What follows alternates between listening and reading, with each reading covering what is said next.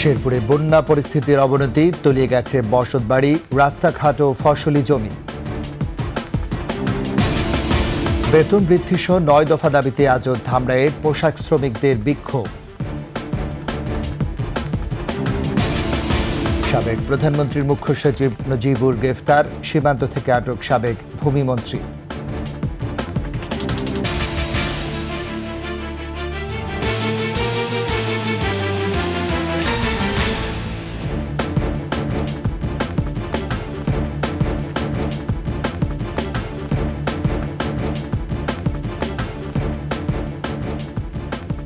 শুনছিলেন first security ইসলামী bank PLC সংবাদ শিরোনাম। আমন্ত্রণ ২১শে সংবাদে, আপনাদের সাথে আছে আমি রাজীব জামান। আর দর্শক, ২১শে টেলিভিশনের সংবাদ একই সাথে সরাসরি দেখতে পাবেন আমাদের ফেসবুক পেজ www.facebook.com/21she24 অনলাইনে। এছাড়া সাবস্ক্রাইব করতে পারেন www.youtube.com/21sheetv চ্যানেলে। এছাড়াও সংবাদে আরও থাকছে শিশু অধিকার নিয়ে সোচ্চার ২১শে টেলিভিশন, আবারও সম্প্রচারে আসছে জনপ্রিয় অনুষ্ঠান মুক্ত খবর।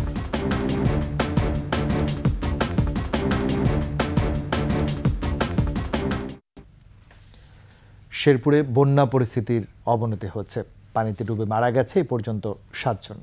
নেত্রকোনা ও ময়মনসিংহের নতুন নতুন এলাকা প্লাবিত হয়ে বেড়েছে জনদুর্ভোগ, তলিয়ে গেছে বসতবাড়ি, রাস্তাঘাট, ফসলি জমি ও মাছের খামার। এছাড়া গাইবান্ধা, রাজবাড়ী ও সিরাজগঞ্জের বিভিন্ন স্থানে জলাবদ্ধতার সৃষ্টি হয়েছে। প্রতিনিধিদের তথ্য ছবিতে ডেস্ক রিপোর্ট। শেরপুরে নতুন নতুন এলাকা প্লাবিত। নালিতাবাড়ি, ঝিনাইগাতি ও শ্রীবর্দীর ২২টি এবং নকলা ও সদর উপজেলার ৮টি ইউনিয়নে নতুন করে পানি প্রবেশ করেছে। বন্যা কবলিত প্রায় ২ লাখ মানুষ। ভোগাই নদীর পানি নাকুগাঁও পয়েন্টে বিপদসীমার উপর দিয়ে প্রবাহিত হচ্ছে। বসতঘর ভেঙে যাওয়ায় এলাকাবাসী ছুটছেন আশ্রয়ের খোঁজে। পানিতে ডুবে এ পর্যন্ত মারা গেছে ৭ জন। দেখা দিয়েছে সুপেয় পানি, স্যালাইন ও শুকনো খাবারের সংকট। আমার বয়স ৮০-এর উপর গেছে, এর মধ্যে এই পানি আমি জীবনও দেখিনি। আমরা ধান খেত গেল গা, রাস্তাঘাট তলাই গেছে গা, আমরা খামু কিছুই নাই। ফসল তো শেষই একবার ডুবে গেছে গা, পানি খাওয়ার কোনো ধান যা আবার ফসল করেছিলাম সব তলাই গেছে গা।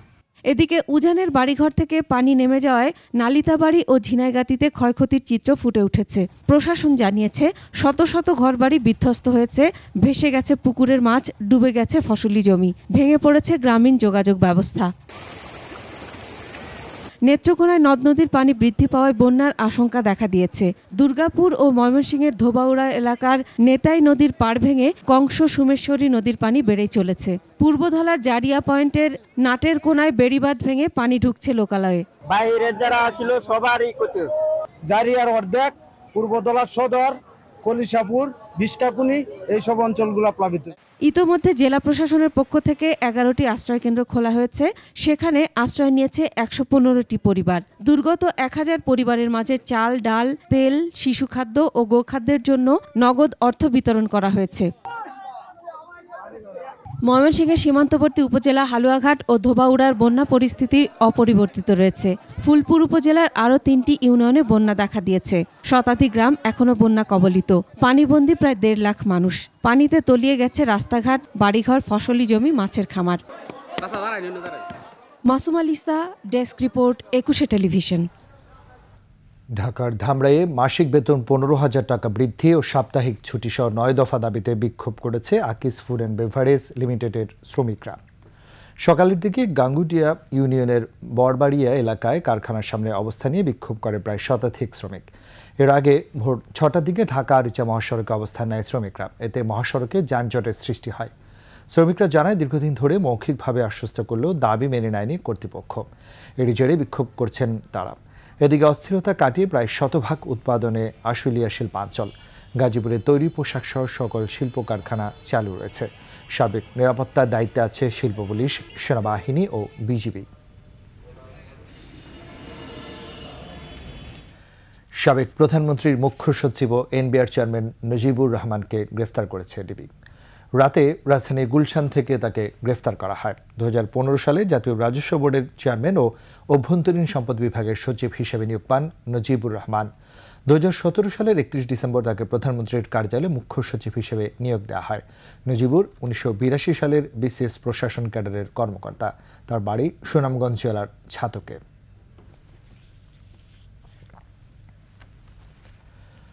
অবৈধভাবে ভারতে পালানোর সময় ঝিনাইদহের মহেশপুর সীমান্ত থেকে আটক করা হয়েছে সাবেক ভূমিমন্ত্রী নারায়ণ চন্দ্র চন্দকে। বিজিবির জিজ্ঞাসাবাদে দেশ থেকে পালানোর বিষয়ে স্বীকারোক্তি দিয়েছেন তিনি। মাহতাব মিনহাজের প্রতিবেদন। নারায়ণ চন্দ্র চন্দ বেশ কয়েকবারের সংসদ সদস্য এবং আওয়ামী লীগ সরকারের 2 বারের মন্ত্রী। সবশেষ দায়িত্ব নেন ভূমি মন্ত্রণালয়ের। রোববার রাতে অবৈধভাবে পালানোর সময় ঝিনাইদহের মহেশপুর সীমান্ত থেকে বিজিবির হাতে আটক হন নারায়ণ চন্দ্র। আটকের পর বিজিবির জিজ্ঞাসাবাদে জানান কিভাবে সীমান্তে এলেন তিনি। সেখান থেকে আপনার কোথায়? সেখান থেকে আমরা গেছিলাম ওই যে কোন জায়গাটা তো নাম জানি না, ই করে ওই দালালরা নিয়ে গেছিল, নাম আর বলতে পারেন না। তখন ওখান থেকে মহেশপুর থেকে কি গাড়িতে আপনারা গেছেন?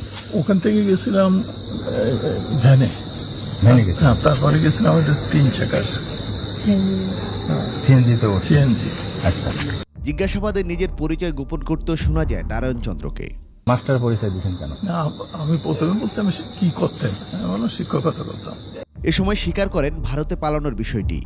পাসপোর্ট বাতিল হয়ে গেছে, যে কারণে পাসপোর্ট তো এখন করতে পারছি না, মানে সঠিক কথা যেটা, যে কারণে ট্রিটমেন্ট হতে গেলে এবং আমি সঠিকভাবে খুবই। 29 সেপ্টেম্বর নারায়ণ চন্দ্র চন্দ সহ 18 জনের বিরুদ্ধে খুলনায় নারী ও শিশু নির্যাতন দমন ট্রাইব্যুনালে অপহরণের মামলা হয়। মাহতাব মিনহাজ, 21 টেলিভিশন, ঢাকা। প্রতিটি শিশুর অধিকার রক্ষা আমাদের অঙ্গীকার, এই প্রতিপাদ্যে পালিত হচ্ছে বিশ্ব শিশু অধিকার দিবস ও শিশু সপ্তাহ। বাংলাদেশের শিশু অধিকার নিয়ে কাজ করার প্ল্যাটফর্ম হিসেবে গণমাধ্যমের ভূমিকা ও গুরুত্ব সর্বাধিক। পিছিয়ে পড়া শিশুদের মূল স্রোতে ফিরিয়ে এনে আলোকিত মানুষ হিসেবে তুলে ধরতে চায় আগামীর জন্য। এর ধারাবাহিকতায় সুস্থ বিনোদন, জ্ঞান, তথ্য আর শিশু অধিকারের বার্তা নিয়ে আবারও 21 টেলিভিশন নিয়ে আসছে বাংলাদেশের জনপ্রিয় অনুষ্ঠান মুক্ত খবর। মানিক শিকদারের রিপোর্ট। বাংলাদেশ পরিসংখ্যান ব্যুরোর তথ্য অনুযায়ী শিশু শ্রমের সাথে যুক্ত 18 লাখ, আর প্রায় 11 লাখ শিশু ঝুঁকিপূর্ণ কাজ করে। আবাসন, খাদ্য, স্বাস্থ্য, শিক্ষার অধিকার থেকে বঞ্চিত বহু পথশিশু। প্রতিষ্ঠা লগ্ন থেকে শিশু অধিকার নিয়ে কাজ করছে 21 টেলিভিশন। জনপ্রিয় অনুষ্ঠান মুক্ত খবরের মাধ্যমে শিশুরাই তুলে ধরেছিল শিশু অধিকারের কথা। শিশু কিশোর সংবাদ ভিত্তিক অনুষ্ঠান মুক্ত খবরের পক্ষ থেকে অধিকারের যে বিষয়টা, এটা নিয়ে যেন সরকার এবং আন্তর্জাতিক যে সংগঠনগুলো আছে সেই সংগঠনগুলো যেন মুক্ত খবরের সাথে কাজ করতে পারে। তবে 2015 সালের 25 নভেম্বর 21 টেলিভিশন বেদখল হয়ে যাওয়ার পর জনমুখী অন্যান্য অনুষ্ঠানের মতো বন্ধ করে দেওয়া হয় মুক্ত খবর। 9 ইয়ার্স আমরা এটা কাজ করতে পারিনি, যেহেতু আমরাও এখানে ছিলাম না। তো ইনশাল্লাহ এটা আবার নতুন করে আসবে এবং নতুন উদ্যমে আনার চেষ্টা করছি। আরও বিভিন্ন সেগমেন্ট থাকবে বাচ্চাদের, রিপোর্টিংয়ের ক্ষেত্রে হবে, দেখা যাচ্ছে ঢাকার বাইরেও নিয়ে যাব আমরা, নিউজ প্রেজেন্টিং করবে, রিপোর্টিং করবে। বন্ধুরা, 12 বছর পর আবারও চালু হতে যাচ্ছে শিশুদের জনপ্রিয় সংবাদ ভিত্তিক অনুষ্ঠান মুক্ত খবর। গণ অভ্যুত্থানের পর 21 নবযাত্রা, পরিবর্তনের অঙ্গীকার নিয়ে আবারও সম্প্রচারে আসছে মুক্ত খবর। এরই মধ্যে সব প্রস্তুতি শেষ হয়েছে। We need something different. We have to have that freedom to talk about it. So এই যে জিনিসগুলো, এটা আমরা একটু বিল্ড আপ করতে চাই। মুক্ত খবর আনতেছি just because to build up this generation. 21 টেলিভিশনের চেয়ারম্যান ও সিইও জানান, 21 মানে মাথা নত না করা। কোনো অন্যায়ের কাছে মাথা নত করবে না 21। 21 টেলিভিশন একটা প্ল্যাটফর্ম যেখানে সবার বলার অধিকার আছে এবং মুক্তভাবে কথা বলতে পারে, সেটাই আমরা চেষ্টা করছি। তারই ধারাবাহিকতায় আমরা এখন যেমন এই যে মুক্ত খবর, যেটা খুবই জনপ্রিয় অনুষ্ঠান, সেটা আবার রিলঞ্চ করতে যাচ্ছি খুব শীঘ্রই। সুবিধা বঞ্চিত শিশু সহ সবার অধিকার প্রতিষ্ঠায় 21 অঙ্গীকারাবদ্ধ। শিশুরাই তো আমাদের ভবিষ্যৎ এবং এই যে যুব সমাজ, এদেরকে নিয়ে অনেক কিছু করার আছে, যেগুলো আমরা আমাদের প্ল্যানিংয়ের মধ্যে আছে এবং যেটা আগামীতে ইনশাল্লাহ দর্শকবৃন্দ দেখতে পারবে। জনপ্রিয় সব অনুষ্ঠান নব আঙ্গিকে ২১-এর পর্দায় ফিরে আসবে। ২১-এ হবে জনমানুষের প্ল্যাটফর্ম। প্রতিজ্ঞা পালনে আমরা অগ্রাধিকার ভূমিকা রাখব। মানিক শিকদার, ২১ টেলিভিশন, ঢাকা। নিচে সংবাদ বিরতি। যখন ফিরছি তখন অন্যান্য খবরের সঙ্গে আরও থাকবে। শ্রীমঙ্গলের মঙ্গলচণ্ডী মণ্ডপে আগাম দুর্গাপূজা, প্রতিমা দেখে মুগ্ধ দর্শনার্থীরা। গাজায় ইসরায়েলি আগ্রাসনের ১ বছর, থামেনি হত্যাযজ্ঞ, প্রতিবাদে বিভিন্ন দেশে বিক্ষোভ।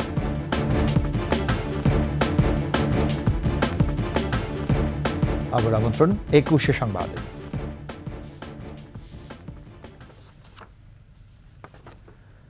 মৌলভীবাজারের শ্রীমঙ্গলের মঙ্গলচণ্ডী মণ্ডপে চলছে আগাম দুর্গাপূজা। প্রথম দিন থেকেই ভিড় করছেন সনাতন ধর্মাবলম্বীরা। দুর্গা প্রতিমা দেখে মুগ্ধ দর্শনার্থীরাও।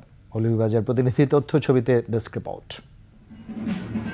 বৈদিক বিধান মতে দেবী দুর্গার রয়েছে ৯টি রূপ। দুর্গার এই ৯টি রূপের ৯ দিন ব্যাপী পুজো শুরু হয়েছে শ্রীমঙ্গল উপজেলার সাতগাঁও ইউনিয়নের ইছামতি চা বাগানে। মায়ের কাছে এটাই প্রার্থনা করি যে যাতে পুজোটা খুব ভালোভাবে কাটে। আমার একটা ছোট বাচ্চা আছে, বাচ্চাকে নিয়ে আসছে পূজা দেখার জন্য, ভালোই লাগে। পৃথিবীতে শান্তি আনায় এবারের পূজার্চনার মূল লক্ষ্য বলে জানান প্রধান পুরোহিত। এগুলো যে আমরা আচরণ করি, যেমন পরিবারে আমরা সুস্থ হই, আর একটা পরিবার যদি সুস্থ হয় তখন এলাকা, রাষ্ট্র, বিশ্ব শান্তিতে থাকতে পারে। আয়োজকরা জানান 14 বছর ধরে চলছে এই পূজা। ভক্তবৃন্দ এসে থাকেন, লক্ষ লক্ষ ভক্তবৃন্দের সমাগম হয় 9 দিন ব্যাপী, এবং এই একমাত্র এই পূজা সারা বাংলাদেশে আমাদের এই ইছামতি চা বাগানের মঙ্গলচণ্ডী সেবাশ্রমে হয়ে থাকে। উৎসবকে ঘিরে নেওয়া হয়েছে নিরাপত্তা ব্যবস্থা, জানান জেলা প্রশাসক। আমাদের এখানে পূজা উদযাপন কমিটির নেতৃবৃন্দ আছেন। আমি অনুরোধ করব জেলা প্রশাসনের পক্ষ থেকে যে আপনারা প্রত্যেকটা, যদি আপনারা সিসি ক্যামেরা বা আইপি ক্যামেরা যদি স্থাপন করতে পারেন তাহলে আমাদের জন্য খুবই ভালো হয়। Masum আলিসা, desk report, ২১ television. শেষ করছি ২১ সংবাদ। যাবার আগে ফার্স্ট সিকিউরিটি ইসলামী ব্যাংক পিএলসি সংবাদ শিরোনামগুলো জানাচ্ছি আরও একবার। শেরপুরে বন্যা পরিস্থিতির অবনতি, তলিয়ে গেছে বসতবাড়ি, রাস্তাঘাট ও ফসলি জমি। বেতন বৃদ্ধি সহ ৯ দফা দাবিতে আজও ধামরায় পোশাক শ্রমিকদের বিক্ষোভ। সাবেক প্রধানমন্ত্রীর মুখ্য সচিব নজিবুর গ্রেফতার, সীমান্ত থেকে আটক সাবেক ভূমিমন্ত্রী।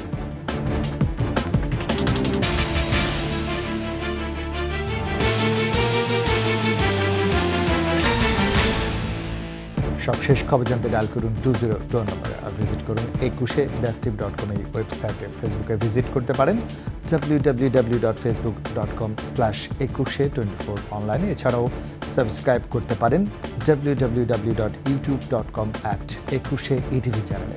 এতক্ষণ সাথে থাকার জন্য ধন্যবাদ। পরবর্তী সংবাদ দুপুর 1টায় দেখার আমন্ত্রণ রইল। 21-এর সঙ্গেই থাকুন। ধন্যবাদ সবাইকে।